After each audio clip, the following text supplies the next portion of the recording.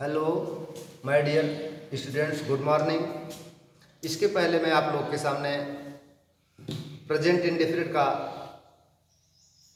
Video upload कर चुका हूं। आज मैं पास्ट इंडेफिनिट टेंस आपके सामने प्रस्तुत कर रहे हैं। देखिए, और जहां दिक्कत आए वहां कमेंट करिए और शेयर कर दीजिएगा। चलिए देखते हैं past indefinite tense. Past indefinite tense।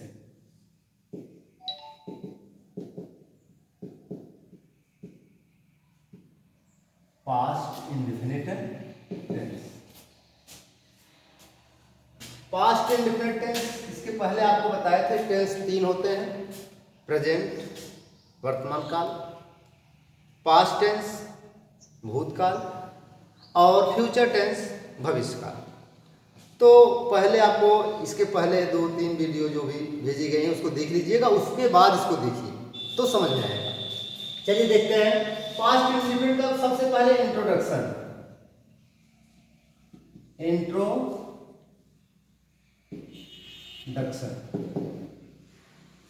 Introduction में आपको पहले ही बता चुके थे कि पहचान, इंट्रोडक्शन का मतलब पहचान बहुत आवश्यक होता है। बिना पहचान के हर वाक्य को बनाने में, समझने में दिक्कत हो जाती है। तो इसीलिए पहचान में बहुत ज़्यादा तो नहीं, शार्ट में बताना चाहेंगे। ऐसे वाक्यों के अंत में ता था, ती थी, ते थे या आ ए ई आदि आते हैं।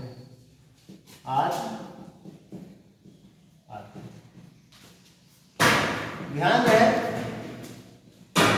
ता था लास्ट में जिसे जाता था, ते थे, या कभी कभी था थे थी न लिख के केवल आ ए ई आ सकता है, तो भी पास्ट टेंस है। तो अब चलते हैं इसके रूल पर। इसके रूल्स हैं, पहले जैसे प्रेजेंट में पढ़े थे ठीक उसी प्रकार इसके भी रूल हैं।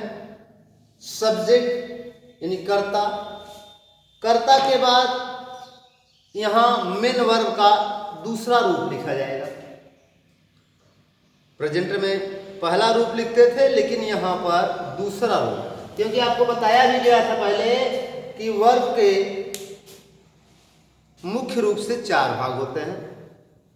4 रूपों में, 4 पार्ट में बांटे गए हैं, जैसे first form, second form, third form, fourth form.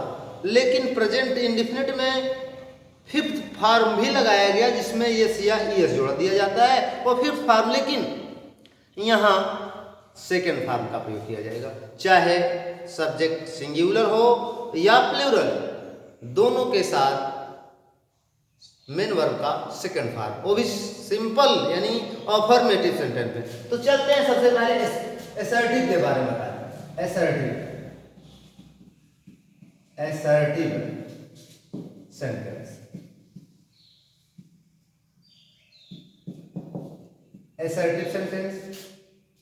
Assertive sentence के भी बात बताए थे आपको। दोनों के नाम हैं, एक है अफर्मेटिव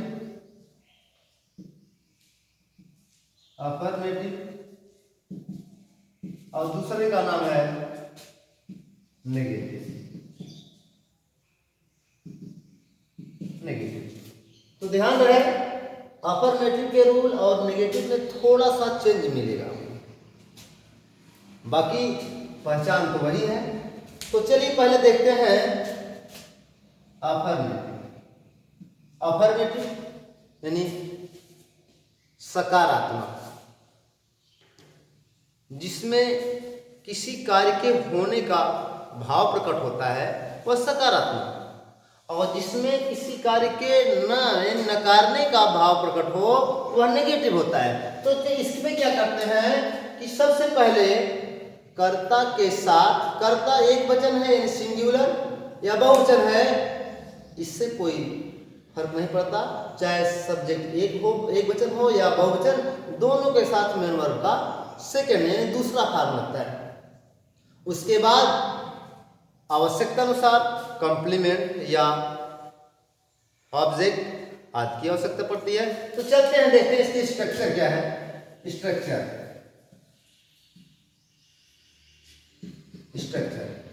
इसके हैं, पहले सब्जेक्ट, उसके बाद मेन वर्ब का सेकेंड फॉर्म, ऑब्जेक्ट और कंप्लीमेंट। जहां की मैंने आपको पहले ही बता चुका हूं या मैंने पहले बताया है कि यस का मतलब होता है सब्जेक्ट, यम वी का मतलब होता है मेन वर्ब और ओ का मतलब होता है ऑब्जेक्ट और COMP का मतलब होता है कंप्लीमेंट। तो ध्यान दीजिएगा, इसको शॉर्ट में इसी लिख दें कि आपको पहले ही बताया जा चुका है। अगर दिक्कत हो तो देख रहे हैं आपके सामने ये रख दिया गया है, तो ध्यान रहे। तो अब क्या है, सब्जेक्ट के बाद मेन वर्ब का सेकंड फॉर्म, ऑब्जेक्ट और कंप्लीमेंट। तो सबसे पहले एक एग्जांपल देखते हैं। एग्जांपल नंबर, मैंने उसे पुस्तक दिया, वाक्य है मैंने उसे पुस्तक दिया। तो यहां पर क्या होगा, मैंने से तात्पर्य मैं, तो आई, अब लास्ट में दिया है, लिखा है दिया, यानी अंत में आ रहा है, तो आ यहां देखो अंत की पहचान क्या है, आ रहा है, तो यह पास्ट में लिखने हुआ, तो यह हो जाएगा आई गिव का second form gave, I gave him a book, I gave him a book. इसमें दो ऑब्जेक्ट हैं, एक ऑब्जेक्ट है हिम और एक ऑब्जेक्ट है ए बुक। तो एक होगा इनडायरेक्ट, एक ऑब्जेक्ट जो होगा वह इनडायरेक्ट होगा, जैसे ये जो हिम है यह इनडायरेक्ट है, और जो ये है ए बुक यह डायरेक्ट है। ऐसा भी कर सकते हो, जो निर्जीव है वह डायरेक्ट और जो सजीव है वह इनडायरेक्ट। तो इतना तो सही है कि यह डायरेक्ट है या इनडायरेक्ट है, पता चल रहा है। अगर हम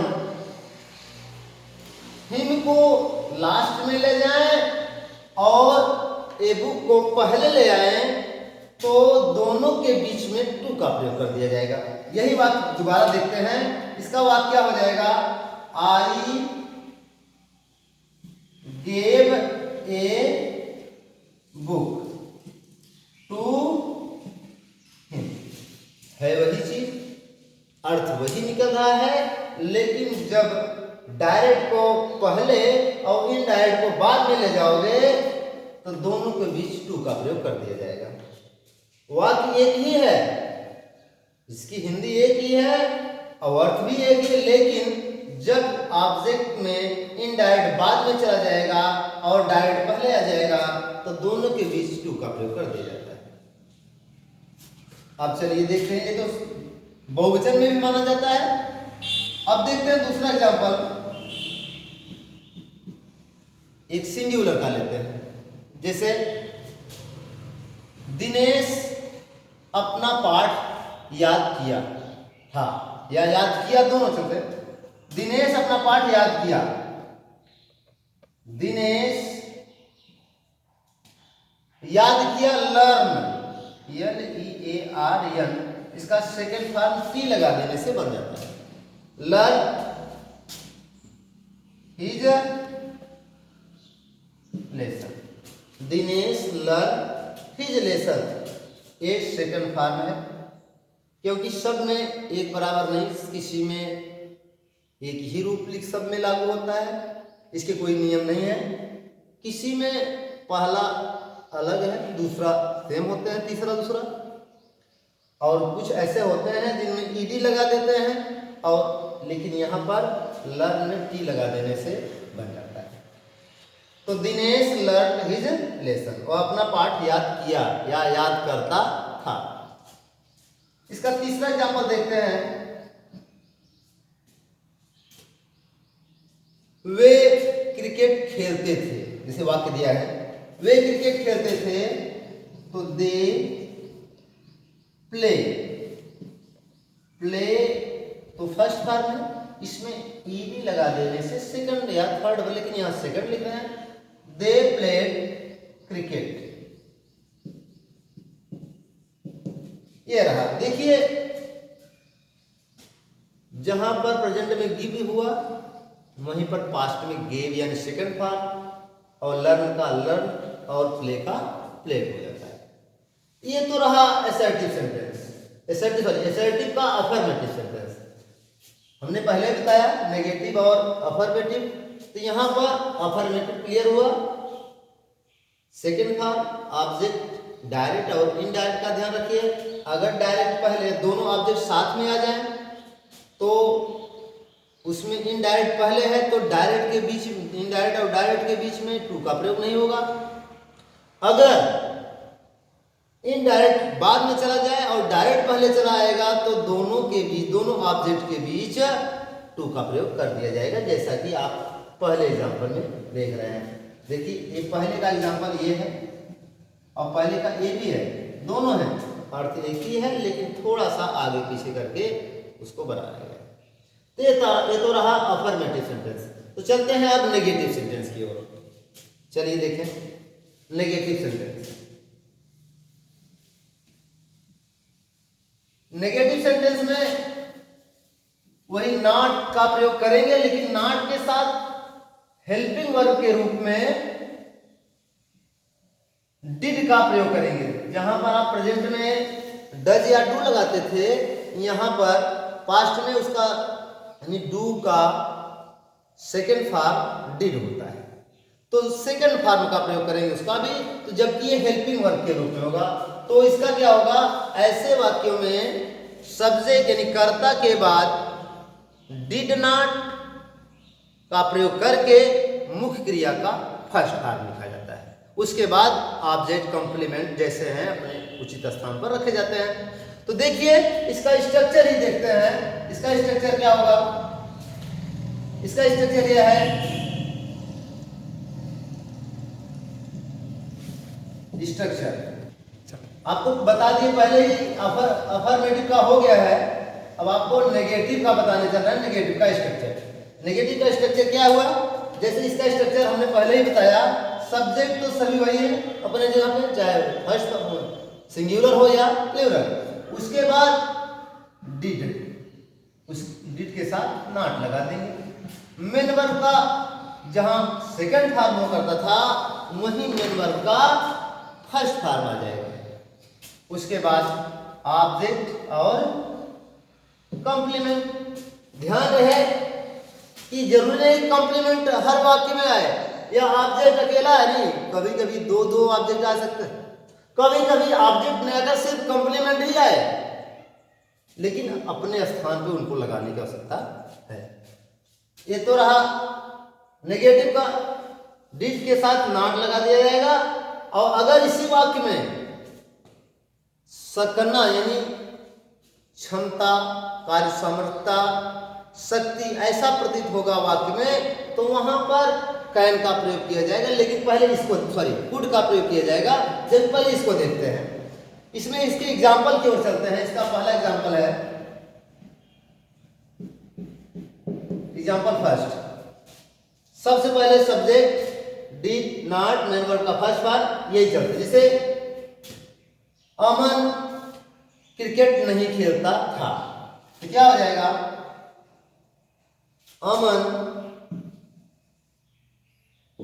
अमन क्रिकेट नहीं खेलता था, तो हो जाएगा Aman did not play the